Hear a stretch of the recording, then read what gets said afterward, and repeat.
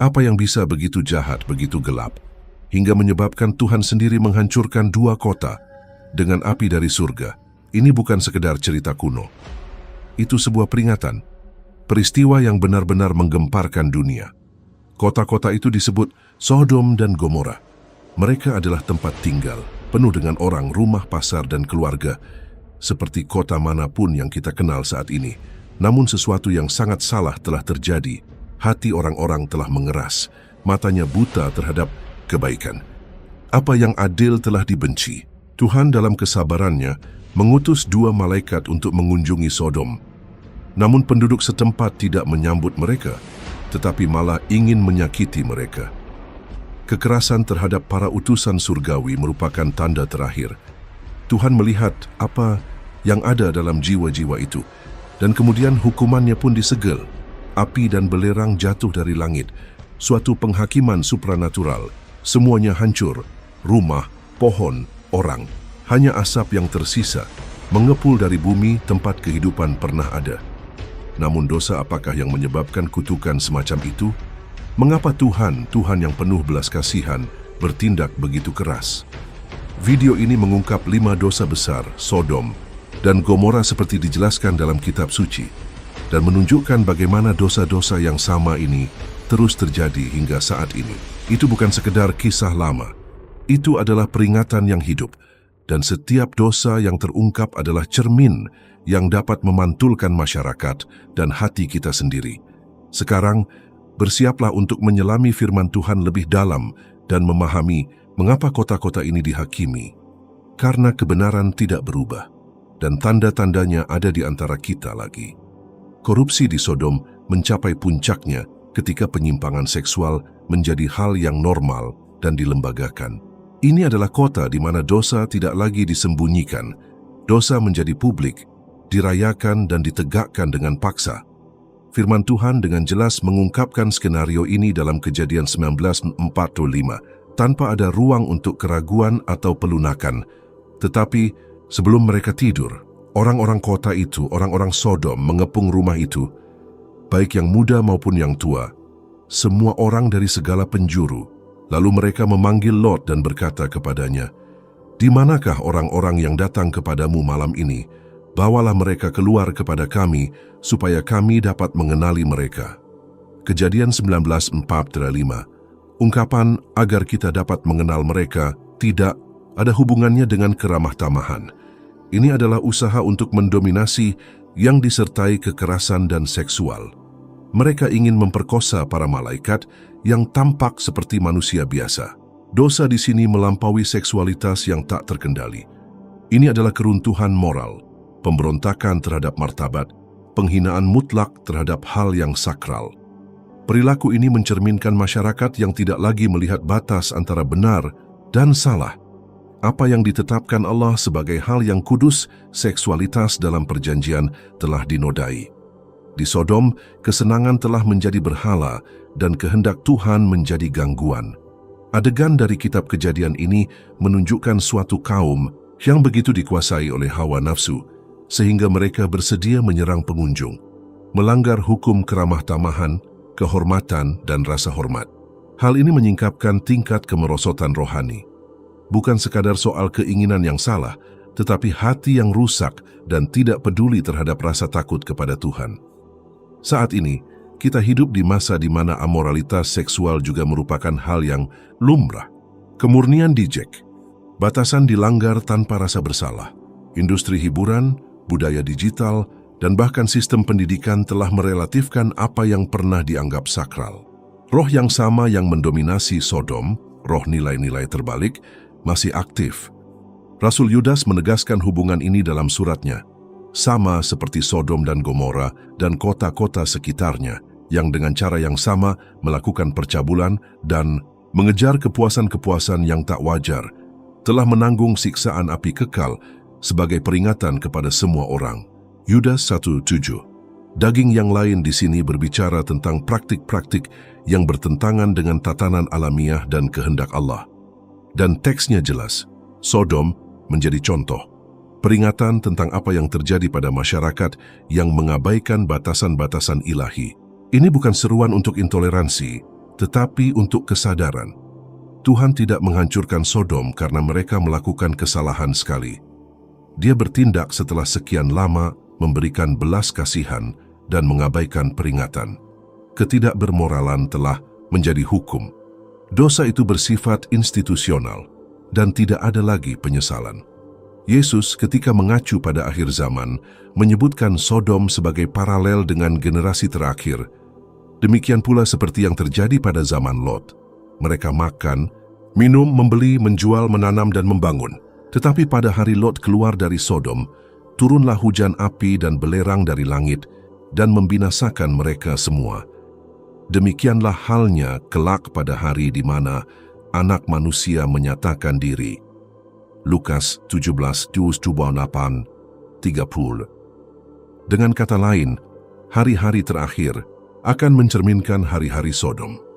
Generasi yang sibuk dengan kesenangan tidak menyadari dekatnya penghakiman.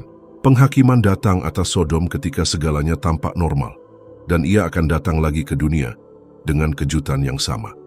Pertanyaan yang harus kita tanyakan pada diri sendiri adalah, apakah kita telah membiarkan amoralitas, meski halus, memasuki rumah kita, pikiran kita, dan hubungan kita? Panggilan Tuhan jelas, kekudusan, kemurnian, pertobatan. Sodom diadili atas kerusakan moralnya, tetapi penghakiman itu tidak langsung terjadi. Tuhan itu sabar, namun Dia tidak menoleransi dosa selamanya. Firman Tuhan memanggil kita kepada kehidupan yang terpisah, berlawanan dengan budaya, dan selaras dengan hati Tuhan. Banyak orang beranggapan bahwa penghakiman Tuhan atas Sodom hanya dimotivasi oleh imoralitas seksual.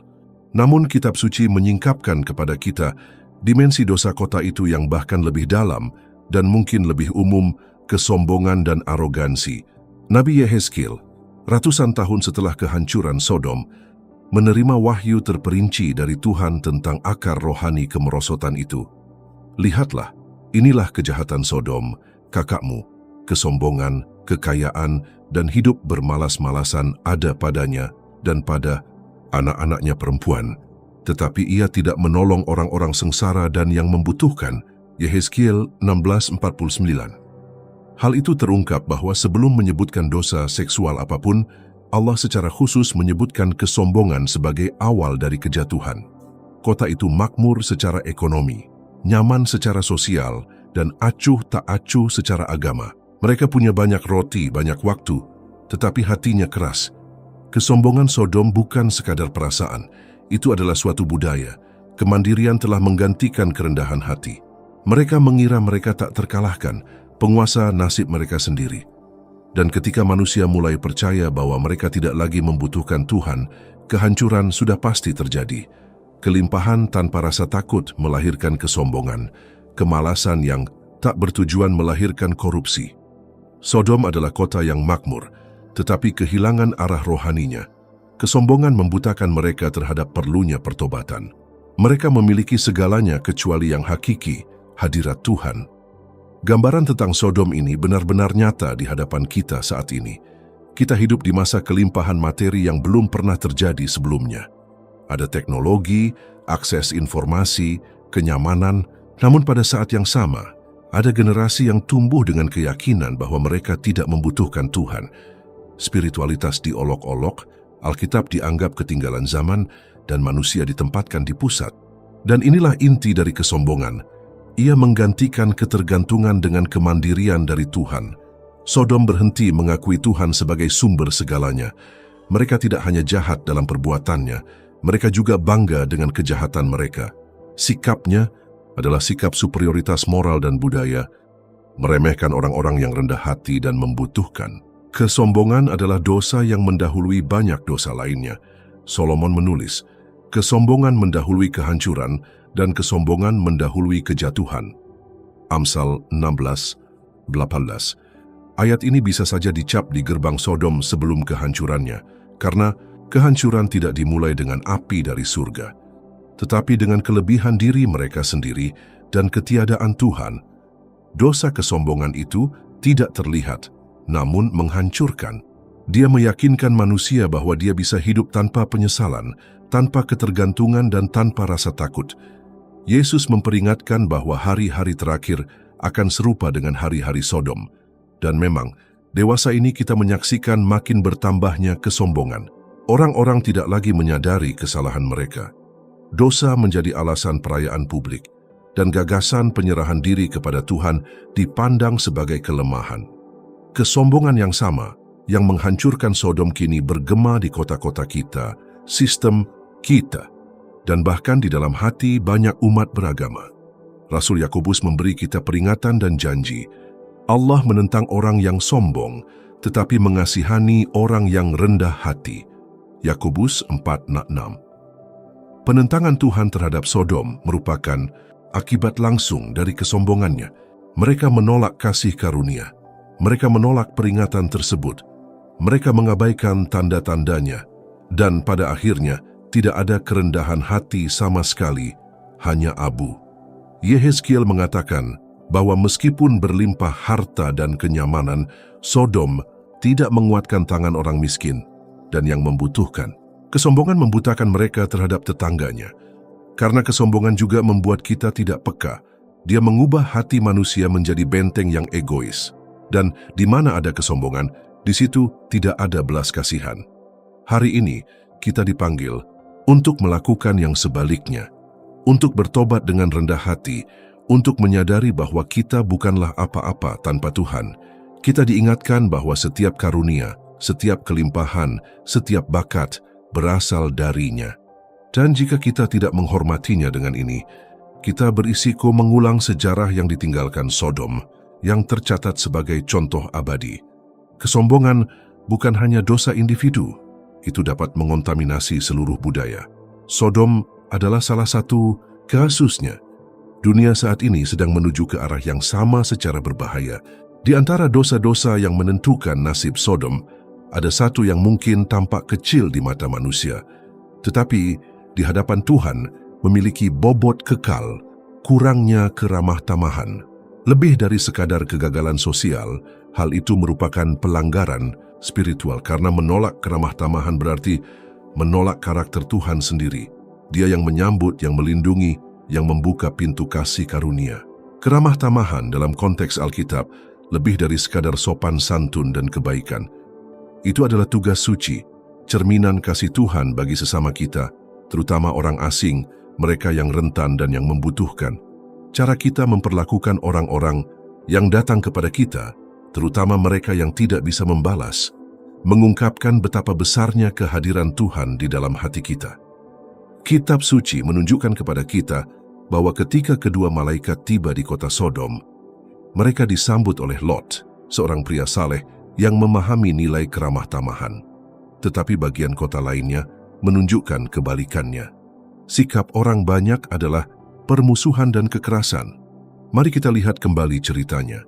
Tetapi sebelum mereka tidur, orang-orang kota itu, orang-orang Sodom, mengepung rumah itu, baik yang muda maupun yang tua, semua orang dari segala penjuru.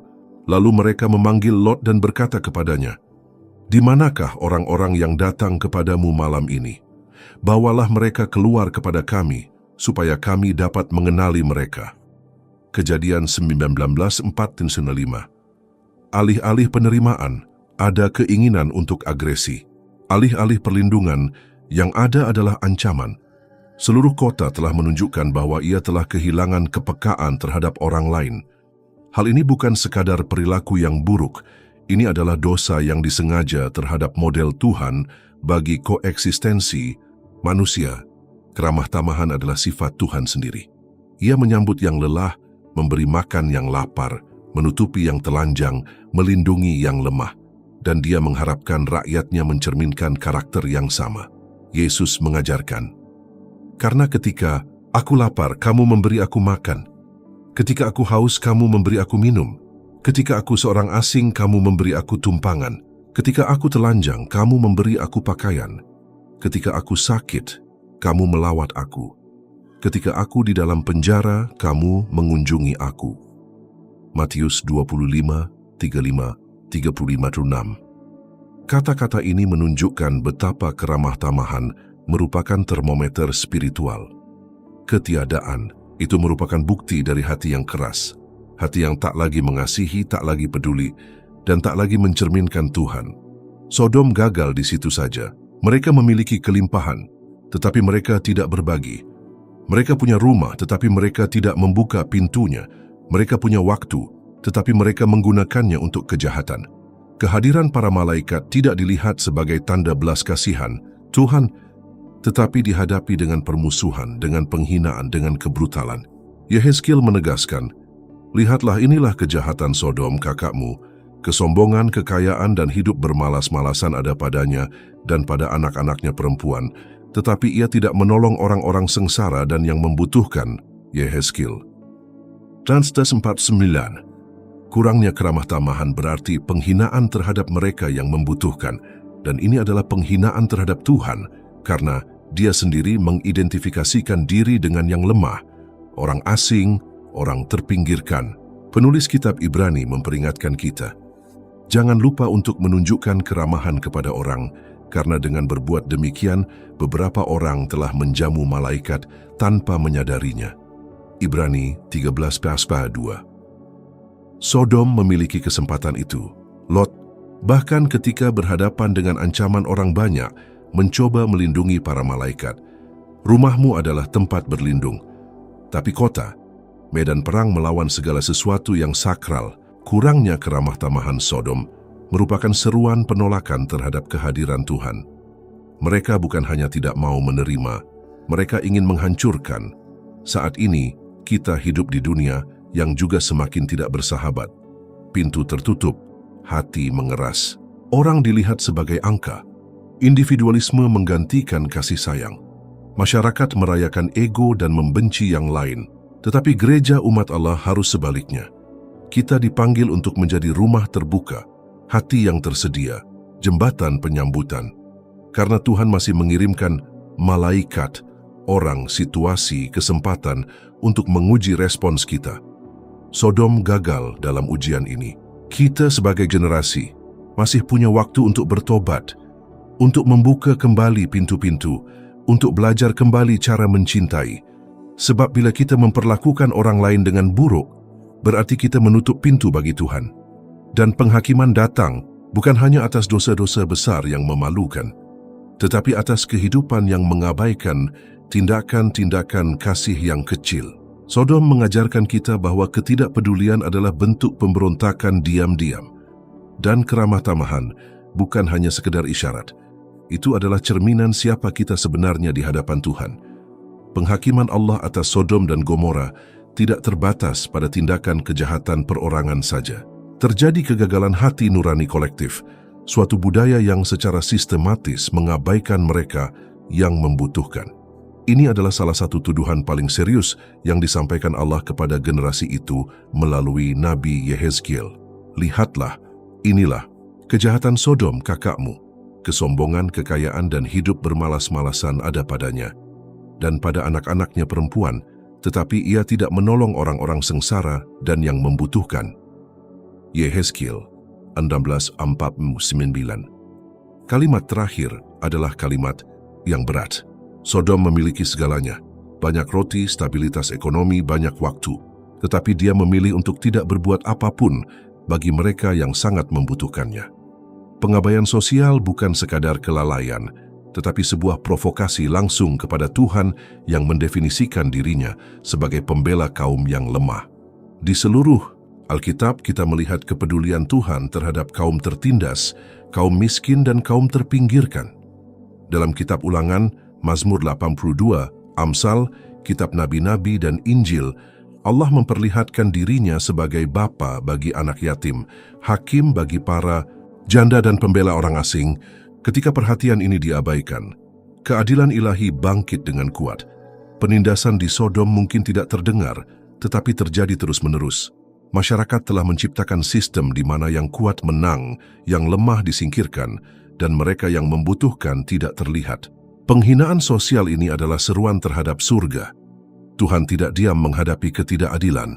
Dia mendengar seruan orang-orang yang dilupakan manusia. Nabi Yesaya, dalam konteks sejarah lain, mengungkapkan bagaimana Tuhan memandang ketidakpedulian, agama yang dikombinasikan dengan ketidakadilan sosial. Ketika kamu mengulurkan tanganmu, aku akan menyembunyikan mataku terhadapmu. Ya, ketika kamu banyak berdoa, aku tidak akan mendengar karena tanganmu penuh dengan darah. Basuhlah dirimu, buatlah dirimu bersih. Singkirkanlah kejahatan perbuatanmu dari depan mataku. Berhentilah melakukan kejahatan. Belajarlah untuk berbuat baik. Lakukan apa yang benar. Bantulah yang tertindas. Belalah anak yatim. Belalah janda. Yesaya 1:15-17. Ini menunjukkan kepada kita bahwa ketidakadilan bukan sekadar dosa sosial, tetapi juga penghinaan spiritual. Sodom dihancurkan, antara lain karena kota itu meninggalkan penderitaan. Dan dosa jenis ini, jika bersifat kolektif, akan mengundang penghakiman kolektif. Saat ini, tidak sulit untuk melihat persamaan dengan generasi kita. Kita hidup di masa yang berkelimpahan, tetapi juga di masa yang ketimpangannya sangat mencolok. Ada banyak roti yang tersedia bagi sebagian orang, sementara sebagian lainnya meminta remah-remah. Ada kemalasan dan kemewahan, sementara ribuan orang hidup tanpa martabat. Dan yang lebih buruk, banyak orang yang memiliki sarana untuk membantu memilih untuk mengabaikannya. Alkitab menyatakan dengan jelas, Allah menghendaki mereka yang memiliki lebih banyak untuk menguatkan mereka yang memiliki lebih sedikit. Tanggung jawab sosial adalah panggilan spiritual. Rasul Yohanes menasihati kita, karena barang siapa mempunyai harta dunia dan melihat saudaranya menderita kekurangan, tetapi menutup pintu hatinya terhadap saudaranya itu, bagaimanakah kasih Allah dapat tetap di dalam dirinya? 1 Yohanes 3:17. Inilah diagnosis yang mengutuk Sodom. Mereka punya, tetapi tidak berbagi. Mereka melihat, namun tidak tergerak. Mereka kuat, namun mereka tidak melindungi. Dan Tuhan menganggap ini sebagai dosa yang layak dihancurkan. Bahkan, Yesus dalam pelayanannya di bumi, mendekati orang miskin, menyembuhkan orang sakit dan menyentuh kaum terpinggirkan. Dia tidak hanya berkhotbah kepada orang banyak. Dia duduk bersama orang-orang buangan. Dan dia memperingatkan kita bahwa pada penghakiman terakhir, kita akan diukur berdasarkan cara kita memperlakukan anak-anak kecil. Aku berkata kepadamu, sesungguhnya segala sesuatu yang kamu lakukan untuk salah seorang dari saudaraku yang paling hina ini, kamu telah melakukannya untuk aku. Matius 25:40. Oleh karena itu, ketika suatu generasi meremehkan kaum miskin, berarti meremehkan Kristus sendiri. Itulah yang dilakukan Sodom. Dan itulah yang dilakukan dunia modern, menyamar sebagai kemajuan, efisiensi, dan meritokrasi. Dosa kelalaian berseru nyaring di hadapan takhta Tuhan. Apa yang kita lihat di Sodom adalah potret masyarakat yang gagal mencintai. Dan tanpa cinta setiap bangunan runtuh. Ketidakadilan sosial bukanlah rincian dari kehancuran, itu adalah salah satu pilar yang mendukung keputusan pengadilan. Sama seperti langit terbuka dan mencurahkan api ke atas Sodom, penghakiman Allah dinyatakan saat ini bukan hanya di akhir zaman, tetapi juga ketika sistem gagal, ekonomi runtuh dan kekaisaran runtuh. Semua itu karena mereka telah melupakan, mereka yang berduka, mereka yang berseru, mereka yang tidak pernah dilupakan Allah. Dari semua dosa Sodom dan Gomora, yang paling serius dan menentukan adalah ini. Pemberontakan terus-menerus terhadap Tuhan disertai penolakan total untuk bertobat. Kehancuran terjadi bukan hanya karena tindakan yang dilakukan, tetapi karena hati tidak lagi menginginkan perubahan. Ada penolakan terhadap kebenaran, ejekan terhadap keadilan, dan perlawanan terhadap belas kasihan. Pemberontakan Sodom bukanlah kebodohan, itu adalah sebuah pilihan. Tuhan mengirimkan peringatan, Dia mengirim utusan, mengirim peluang, tetapi tidak ada lagi kepekaan spiritual. Bahkan tidak ada satupun sisa orang benar yang dapat ditemukan. Ketika Abraham memohon belas kasihan bagi kota-kota itu, Tuhan menanggapinya dengan murah hati. Dan Tuhan berfirman, Aku tidak akan memusnahkannya karena yang 10 itu. Kejadian 18:32b. Namun tidak ada 10 orang benar. Ini mengungkapkan sesuatu yang mendalam bagi kita. Tuhan tidak ingin menghancurkan, Dia ingin menyelamatkan. Dia mencari perantara. Masih ada waktu. Memberikan tanda. Namun ada saatnya jika pertobatan tidak datang, keadilan harus ditegakkan. Reaksi kaum Sodom di hadapan para malaikat menunjukkan kekerasan hati ini. Bahkan setelah dibutakan, orang-orang kota itu terus mencari gerbang untuk memaksa masuk. Alkitab melaporkan, dan mereka membutakan mata orang-orang yang berada di depan pintu rumah itu, baik yang kecil maupun yang besar, sehingga mereka bersusah payah mencari pintu. Kejadian 19:11. Lihatlah kedalamannya ini. Meskipun mereka buta, mereka tidak menyerah terhadap dosa. Mereka buta secara rohani sebelum mereka menjadi buta secara fisik. Inilah kondisi orang-orang yang menyerahkan diri sepenuhnya kepada pemberontakan. Mereka bahkan tidak dapat lagi melihat penghakiman ilahi yang sudah ada di sekeliling mereka. Lot mencoba memperingatkan menantu laki-lakinya, tetapi lihatlah tanggapannya.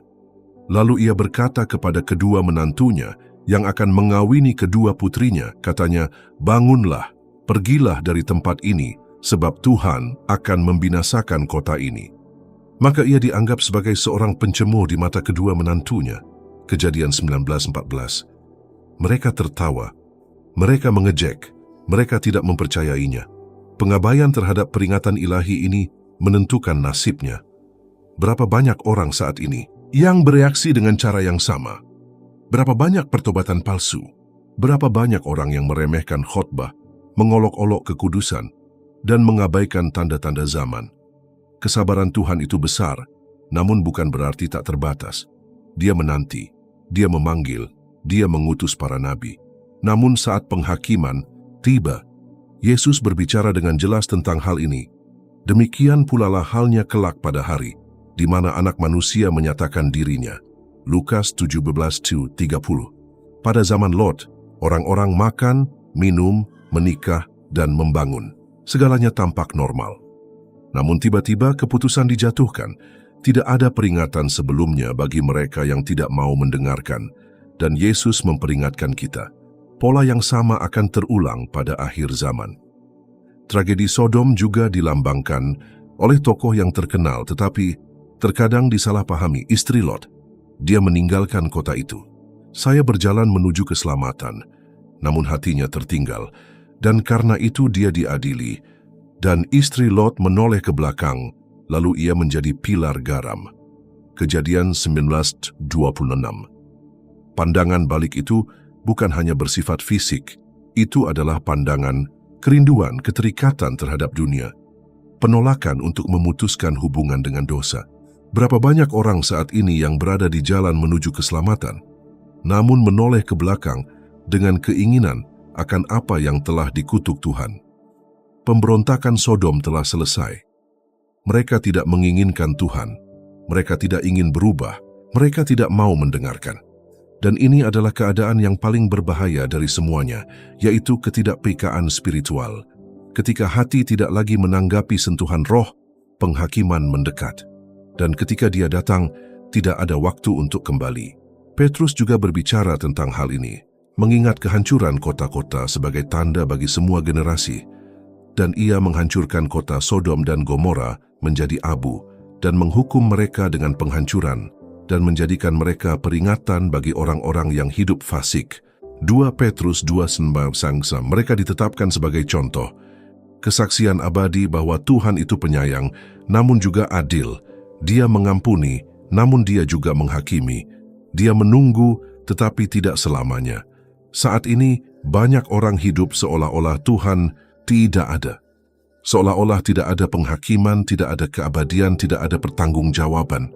Namun kisah Sodom mengingatkan kita bahwa waktu untuk belas kasihan ada batasnya. Dan ketika manusia memutuskan untuk melawan sampai akhir, konsekuensinya sudah pasti. Sekarang saatnya untuk bertobat. Saatnya mendengarkan tanda-tandanya. Waktunya bukan lagi untuk mencemooh Sang Firman, tetapi untuk meruntuhkannya. Karena Tuhan yang sama yang menghakimi Sodom memanggil kita hari ini untuk bertobat. Grace masih terbuka, tapi pintunya akan ditutup. Sodom dan Gomora tidak dihancurkan oleh satu dosa saja, tetapi oleh serangkaian pilihan yang seiring waktu membentuk budaya pemberontakan, kesombongan, kekerasan, dan ketidakpedulian. Mereka menolak apa yang suci. Mereka mengabaikan orang miskin. Mereka merayakan kejahatan, Dan ketika penghakiman datang, tidak ada lagi pertobatan. Namun kisah ini bukan sekadar catatan masa lalu. Itu adalah peringatan yang hidup. 5 dosa besar Sodom masih ada di antara kita. Amoralitas seksual yang meremehkan hal yang suci, kesombongan yang meninggikan manusia di atas Tuhan, kurangnya keramah tamahan yang menyingkapkan keegoisan, penindasan terhadap kaum miskin yang mencela ketidakadilan, dan di atas segalanya, pemberontakan terhadap Yang Maha Tinggi disertai dengan penolakan untuk bertobat. Saat ini, Roh Kudus masih berbicara, masih menelepon, masih mengulurkan tangannya, namun waktu tidaklah tak terbatas. Yesus yang sama, yang membandingkan hari-hari, terakhir dengan hari-hari Sodom, juga mengundang kita untuk melihat ke dalam dan bertanya, kota apakah yang telah aku bangun dalam hatiku? Apakah aku hidup seperti Lot, yang rindu untuk melarikan diri? Atau seperti istri Lot yang merindukan apa yang sedang dihancurkan Tuhan? Firman itu jelas, penghakiman akan datang. Namun belas kasihan masih dalam jangkauan. Tuhan tidak ingin menghancurkan, Dia ingin menyelamatkan. Itulah sebabnya Dia mengirim malaikat ke Sodom. Itulah sebabnya Yesus datang ke dunia. Dan itulah sebabnya pesan ini sampai kepada Anda. Jika kata-kata ini menyentuh hatimu, janganlah mengeraskannya, menyesali, berbalik kepada Tuhan. Dia masih berusaha bertahan di tengah kehancuran. Dia masih memimpin orang benar keluar dari api, masih mengubah abu menjadi awal yang baru. Kebenaran manakah yang paling berbicara kepada Anda hari ini? Tinggalkan di komentar, bagikan pesan ini. Daftar untuk melanjutkan perjalanan ini melalui Terang Firman. Semoga kisah Sodom tidak terulang dalam hidupmu, di rumahmu, dan di generasimu.